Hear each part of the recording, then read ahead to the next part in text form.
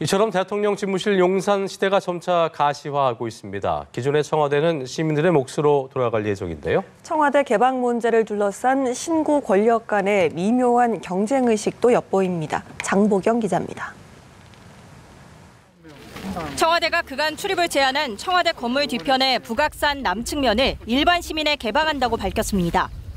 2년 전 북악산 북측면에 대한 통제를 해제한 이후 후속 조치입니다. 이로써 1960년대 북한 무장간첩들이 청와대 기습을 시도한 이른바 김신조 사건 이후 54년 만에 시민들이 북악산 거의 전 지역을 출입할 수 있게 됐습니다. 문재인 대통령 부부는 직접 1시간 반 넘게 성곽 남측 산행에 나섰습니다.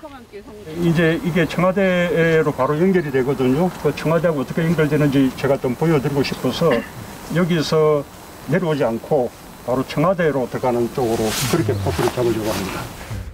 북악산 면적은 여의도 공원의 4.7배. 청와대는 문 대통령이 대선 후보 당시 북악산을 시민에게 돌려드리겠다고 공약한 것을 지키는 의미를 담고 있다고 말했습니다. 그러면서 24시간 청와대 앞길과 인왕산, 저도 개방 등 열린 청와대를 위한 노력을 기울여 왔다는 점을 짚었습니다. 반면 인수위 청와대 이전 TF는 홈페이지에 청와대 이전과 개방 메뉴를 추가하며 기대감을 부추겼습니다. 당장 5월 10일부터 개방하겠다는 점을 분명히 하며 시간은 곧 공개하겠다고 예고했고 녹지원과 상춘제 등 청와대 전부를 열린 공간으로 만들 것이라고 설명했습니다. 다음 주 중 공식 홈페이지를 개설해 많은 정보를 제공하고 대통령실 명칭도 공모하기로 했습니다. 국민의 집단지성을 모아 충분한 의견 수렴 끝에 새 용산시대에 걸맞은 이름을 짓겠다는 구상입니다. 청와대 이전 TF 팀장인 윤한홍 의원은 5월 10일 청와대 개방은 윤석열 정부의 시작을 알리는 첫 약속의 실천이라고 말했습니다.